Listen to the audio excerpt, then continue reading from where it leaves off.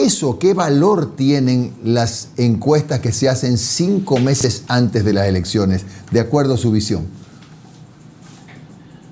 A ver, primero hay que establecer qué es un estudio cuantitativo, ¿no es cierto? Una. Y dos, no hay que confundir sondeos de opinión con una investigación completa, ¿no es cierto? Un sondeo de opinión es algo que podemos hacer entre los 4, entre los 3, con una metodología no precisamente con mucho rigor, y un estudio de opinión es otro tema. Y se lo dice alguien, yo por ejemplo no hago encuestas, yo no puedo dar recomendaciones a alguien y yo mismo medir los resultados de esas recomendaciones. Por eso, en el ámbito político, un poco para nuestros radioescuchas, y televidentes sobre todo, ¿no? En todo el mundo y en Ecuador, las encuestas para nosotros, ¿cuál es su rol en las campañas? ¿Son para adivinar quién gana o quién pierde, quién va primero, quién va segundo? No va por ahí. Lamentablemente la opinión pública se ha encargado de vendernos la carrera de caballos y a 3, 4 encuestadoras cuando hay cientos, digamos, y de primer nivel. Entonces, en ese escenario, para mí, querido licenciado, me dedico los últimos 16 años única y exclusivamente a esta actividad. Todo el patrimonio que tengo es producto de esta actividad. Y le puedo decir que a mí, como profesional, a 5 meses de una elección, el indicador que menos me preocupa o que me importa es la intención de voto. Entonces, en ese escenario, a mí, como profesional, nosotros valoramos muchísimo la información. Como por ejemplo, demandas ciudadanas que son para mí más importantes porque es la materia prima de la construcción del mensaje. Nivel de conocimiento, acuérdense el concepto de García Márquez, lo que no se comunica no existe y nadie más lo conoce. Saber un poco cuánto en términos bursátiles, para esa gente que les encanta el libre comercio, cuánto cotizas en la bolsa de la opinión pública, es decir, el nivel de conocimiento. Y una elección presidencial, solo para que tengan una idea, en una elección de tipo presidencial, o sea, unipersonal, se requiere un mínimo de 80% de conocimiento. Es decir, si usted quiere ser presidente o alcalde o prefecto, que es una elección unipersonal, el mínimo requerido es que lo conozca el 80% de esa plaza electoral. Por ahí se arranca. De ahí, quién vota, quién no vota, yo creo que eso al menos a 4 o 5 meses es irrelevante. Bueno, y ahora como se están dando las cosas, vamos a suponer que se califique la candidatura de Arauz, la de Yacu Pérez, que también está en debate. Supongamos que se califican, ya está inscrito el binomio del señor Lasso o el señor Larrea, algunos que se han inscrito. ¿Cómo ve? Ya sé que estamos a 5 meses, me va a decir, faltan 5 meses, sí. Pero ¿cómo ve usted esos finales entre estos protagonistas de la campaña? Mire, el Ecuador ha tenido para mí 3 crisis, las más, digamos, graves desde la creación de la República. Ni siquiera fue en 1830, eso no sé por qué está borrado de la historia, ¿no es cierto? Flores funda la nación, digamos, pero realmente nuestra auténtica independencia de Colombia, que es de quien nos independizamos, fue en 1835 en la constituyente de Ambato, porque la constituyente de Riobamba prácticamente nos planteaba como un estado federal. Acuérdense lo que decía el escudo, el Ecuador en Colombia. Es más, en 1830 todavía no estaba claro si por ejemplo, Popayán y Pasto se quedaban en el Ecuador. De hecho, había congresistas de Pasto y Popayán en esa asamblea de 1930 en Riobamba. ¿Por qué le digo esto? Porque hubo 3 crisis en este Ecuador fundado en el 35 para mí. La primera, la del siglo XIX, cuando tenemos 4 jefes de Estado. García Moreno en Quito, Franco en Guayaquil, creo que era Borrero en Cuenca y la Loja Federal. La segunda, que fue ya por un agente externo, fue la macabra invasión peruana de 1941, donde gracias a Dios que nos dotó de tanta naturaleza, de manglares, el calado de los barcos peruanos no les daba la capacidad de cruzar a Guayaquil. Si no hubieran llegado a Guayaquil. Si no, seríamos Perú hoy día. Gracias a Dios no fue así. Y la tercera crisis más grave, que esa sí la padecimos y usted y yo, no sé si el licenciado o el compañero suyo, fue la de 1999. En el ámbito sobre todo económico, donde 2 millones de cabezas de familia, que fue parte de la construcción del relato del correísmo, digamos, de Correa, 2 millones de cabezas de familia, licenciado, se fueron del país. No es que se fueron 2 millones, divide para 5 la familia promedio de la época, no. Y eso fue una crisis brutal, y le voy a decir por qué, si me permite, porque los niños se quedaron en manos del vecino, del primo, del amigo, del abuelo. Del tío, del abuelo, así es. Espantosa. Ahí vienen las adicciones. Le digo, por ejemplo, mi generación, probablemente 20 de mis grandes amigos de la infancia, 18 están fuera del país. fuimos víctimas de esta crisis del 99. ¿Por qué le pongo ese ejemplo? Porque todos los economistas, sin excepción, que usted trae a este medio donde nosotros, al menos yo aprendo, a mí me gusta, yo le temo más al ridículo que a la muerte, por eso no hablo de los temas que no soy especialista y escucho a la gente que ustedes invitan. Todos los economistas están de acuerdo que esta es la crisis. De hecho, estaba el amigo Sonnenholzer hace un momento reivindicando lo que yo le planteo. Esta es la peor crisis probablemente de la historia del Ecuador. Todos. Lo que no están de acuerdo es en quién tuvo la culpa o quién tiene la culpa. Pero todos plantean. Si usted compara los indicadores del 99, de crecimiento económico del 6%, ahorita vamos a cerrar en 10. Otros dicen que el 12. La valoración institucional, que eso es fundamental. Usted no puede, un país sin instituciones no puede funcionar. La Asamblea Nacional, que hubo, acuérdense que se llamaba Congreso y les cambiamos el nombre para que no suene a Congreso, 2% de aceptación. En eso es unánime en todas las encuestadoras. Sí. En lo que no son unánimes es en la intención de voto, por eso es lo que menos me preocupa. Entonces, el Ecuador está en una etapa y en una circunstancia donde no puede ser fulanito va primero, descalifícale el movimiento. Juanito está subiendo, quítale el movimiento. Juanito está tercero, mándale a la fiscalía. Mándale. Las instituciones no están funcionando, están serviles y funcionales a la coyuntura. Y eso para mí es peor que cualquier totalitarismo, porque el totalitarismo tiene nombre y apellido. Cuando las instituciones están arraigadas en función de la coyuntura, las naciones se destruyen. Yo le soy honesto, licenciado, yo no soy experto en derecho, pero acabo de escuchar a la doctora Tamaín y no tiene claro qué es lo que puede pasar. Lleva año y medio en el cargo, pues. Usted ha sido prefecto durante 10 años. El poder se ejerce, pues. O sea, uno se sienta, pues uno mira, actúa. Entonces, ahorita escuchar a la doctora Tamaín, a quien le tengo respeto, siempre le he tenido respeto, ahorita entra en pánico, pues. ¿Cómo es posible que ella no tenga claridad en ese sentido? Porque estamos hablando de una elección presidencial. Yo le hago una pregunta. ¿Qué gobernabilidad va a tener el próximo gobierno si arranca con una popularidad parecida al del licenciado, que no es pariente mío, claro? Yo soy moreno de Columbe, Chimborazo, yo soy moreno, y de hecho mi mamá está feliz porque ahora soy Moreno Ramírez. Ya hice como algunos pelucones, ya puse compuesto mi apellido en la red. Entonces, discúlpeme, ¿qué gobernabilidad, qué garantías va a tener el próximo gobierno? Y usted alguna vez hace años, no se acuerda usted me entrevistó hace unos 10 años desde siempre y se lo agradezco, los espacios que usted ha manejado siempre nos ha dado espacio a la gente. Yo recuerdo que usted me decía, cuando tengas hijos vas a entender, y ahora lo entiendo.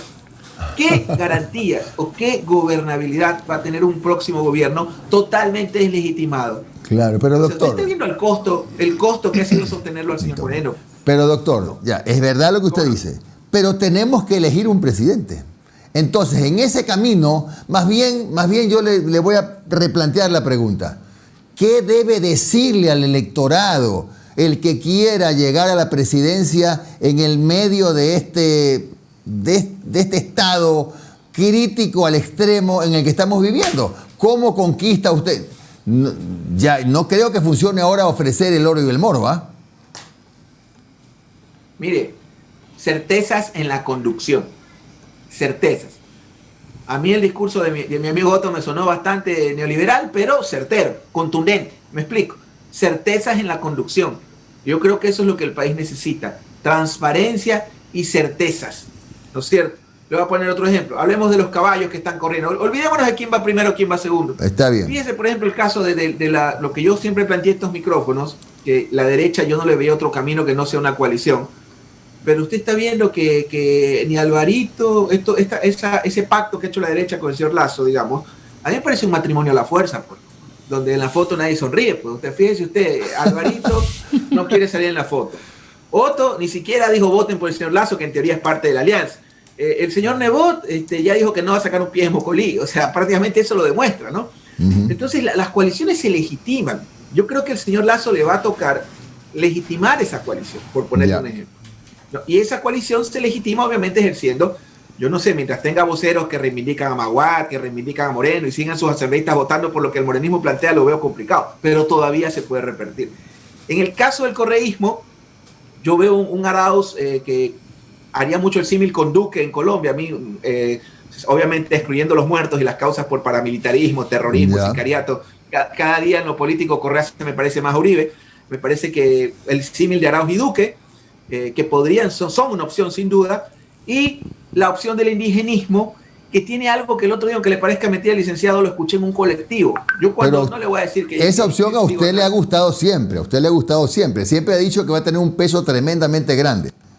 Yo creo que más allá de que me gusten, a diferencia, y acuérdense que los procesos sociales, mire, el otro día yo conversaba con un amigo quiteño sociólogo y hablábamos justo del tema del indigenismo, y obviamente a él no le gusta la opción, ¿ya? Y yo le digo, a ver, yo lo veo como un científico, y me dice, no, tú estás como un astrónomo maravillado viendo el cometa, describiéndolo, y yo estoy a tu derecha sabiendo que se nos viene encima el cometa y nos vamos a ver, un momentito.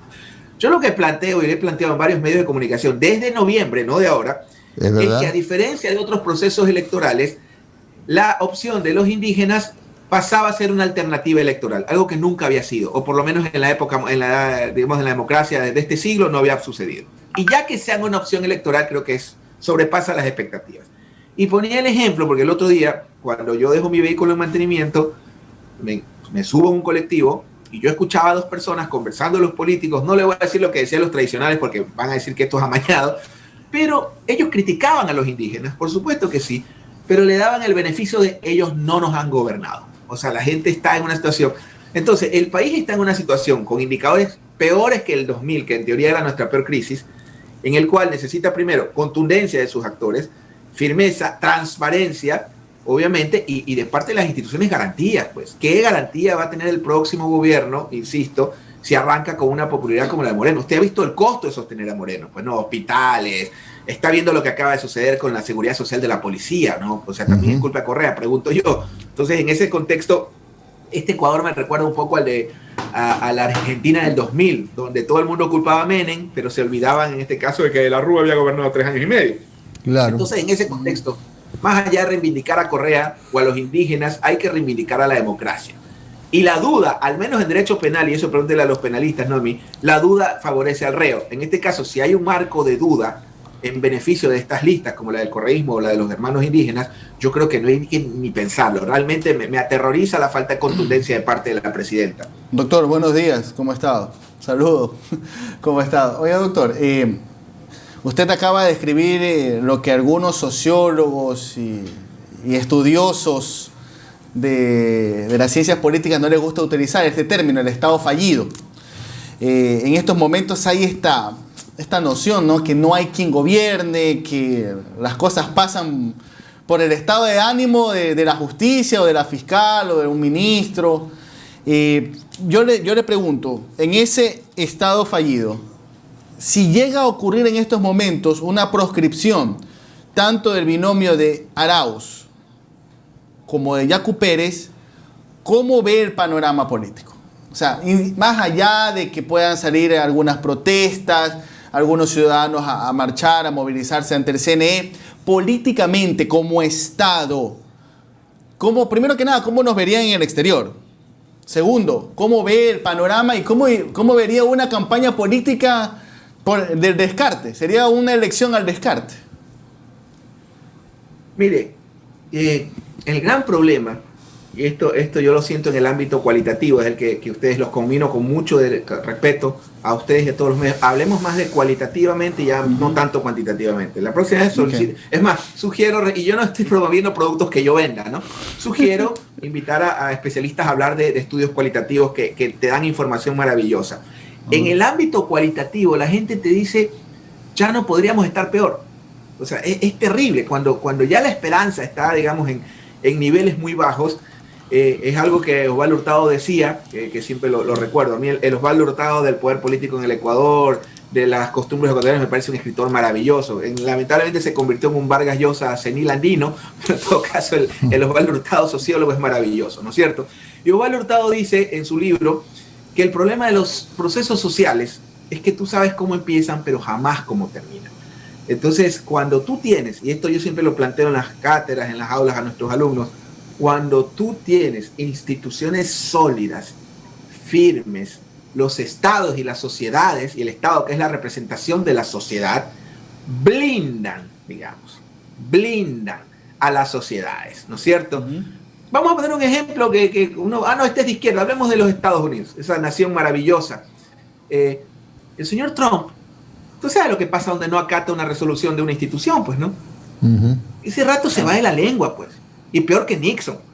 Entonces, el gran problema del Ecuador es que las instituciones, o sea, si usted habla de Estado fallido, sí, me da pena decirlo. Claro, hay formas de ser Estado fallido. O sea, si lo comparamos, si la vara es Guinea Ecuatorial, Y no nos vayamos tan lejos. Yo escucho mucho neoliberal reivindicar a Colombia. ¿Usted sabe lo que pasa en Colombia en este momento? Es terrible, es terrible. Han sido asesinados a la fecha 400 dirigentes sociales. La semana pasada se encontró una fosa más, una fosa común. No le estoy hablando de muertos de los 70, de la independencia, de los famosos falsos positivos. ¿Usted sabe qué eran los falsos positivos? Yo se lo voy a decir si me permite. Los falsos positivos eran redadas que hacían. Mañana usted va a Radio Cristal a ofrecer trabajos de empleos, de plomeros, y llena un camión con 50 obreros, los saca en Nobol, en el monte, los acribilla, les pone uniforme de guerrillero y los declara baja. ¿Por qué? Porque el ejército les daba incentivos económicos por cada baja. Eso, van 10.000 falsos positivos. Y podemos ir más largo. Usted se imagina, cuando hablamos de privatización de servicios públicos, en Colombia la salud es privatizada. ¿Ya? Y le puedo decir porque mi esposa es colombiana y tuve que traer a mi hijo a nacer a Ecuador por el caos que es la salud privatizada en Colombia. Entonces, cuando hablamos de privatización de servicios, permítame, solo para concluir, obviamente no voy a hacer el símil porque de pronto puede crear un problema. ¿Usted se imagina que la salud ecuatoriana sea manejada como las prestadoras de telefonía o internet en el Ecuador? Eso es privatización. Entonces, en ese contexto, yo creo que las instituciones sólidas son las que blindan o protegen a una nación de no ser un Estado fallido. Pero entonces vería un Ecuador más caótico de lo que ya estamos viviendo en caso de presentarse ese escenario que le planteo.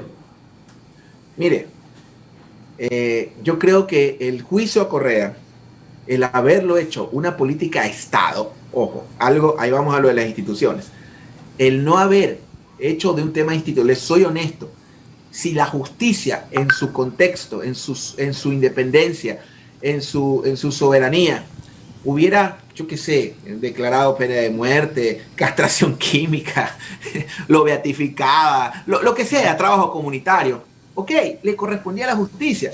Lamentablemente el juicio del señor Correa, con el que no tengo ningún vínculo ni lo quiero tener, solo lo leo, yo con las deidades lo más lejos posible, ¿no? Así con Ebot, así con Correa, ¿ya? Fue un tema que debió ser manejado institucionalmente. Al haber hecho de esto una política de Estado, mira el caso, vamos a hablar, voy a tratar de decir algo bueno al gobierno para que no me digan enemigo del gobierno. Mira el caso de obras públicas. Métase a las redes sociales de obras públicas. Son gente que comunica obras. El otro día estaba leyendo que se solucionó la Guayaquil-Machala, la Guayaquil-Quito. Oiga, 200 años nos ha costado. ¿Y usted cree que han hecho una comunicación para contarnos lo que están haciendo? No, la prioridad ahorita es el correísmo, la prioridad es Huicho Correa, la prioridad... ¿Me explico? Oiga, estamos en pandemia y los médicos no están pagados. Por Dios. O sea, es de locos. Cuando usted lea la historia en 30 años, ¿no? Porque ya la historia no lo escriben los vencedores, estimado, ya no es como antes, ya no es un editor que es contratado por alguien. Ahora mi hijo va a saber exactamente lo que yo pensaba en 30 años gracias a ustedes y a la tecnología. Oiga, usted en Senegal, en Burkina Faso, en Uganda, en Haití, los países más pobres según el Banco Mundial, usted estaba más seguro que en Ecuador durante la pandemia. Y aquí pagamos bonos a los acreedores y tenemos a los médicos haciendo huelga en plena pandemia cuando ya España ya dijo, se viene un rebrote, ya lo dijo Israel. O sea, es una brutalidad. Entonces, en esas circunstancias, que usted proscriba al que va primero, al que va segundo, al uno por indio, al otro por correísta, o las razones que tengan que ser, porque le digo, me dio pánico no ver contundencia en la señora presidenta, con todo respeto a la señora presidenta. Imagínese un presidente arrancando con la popularidad de Moreno. Ya no va a haber hospitales que cambiar, asamblea, o sea, es una barbaridad, pues. Entonces yo creo que un presidente, y si usted gusta, voy a la notaría más cercana a la radio donde ustedes están, y le firmo que si un presidente llega con la popularidad de Moreno de 10%, ese gobierno no dura ni 4 meses. Imagínense una convulsión dentro de todos los indicadores que avecinan una convulsión. Bueno, doctor Moreno, muchísimas gracias y la próxima tiene que ser presencial, ¿eh? Que tenga usted un excelente día, doctor. Un abrazo grande. Igualmente, apreciado Jimmy, Esperancita, Omar, a todos, un abrazo. Gracias.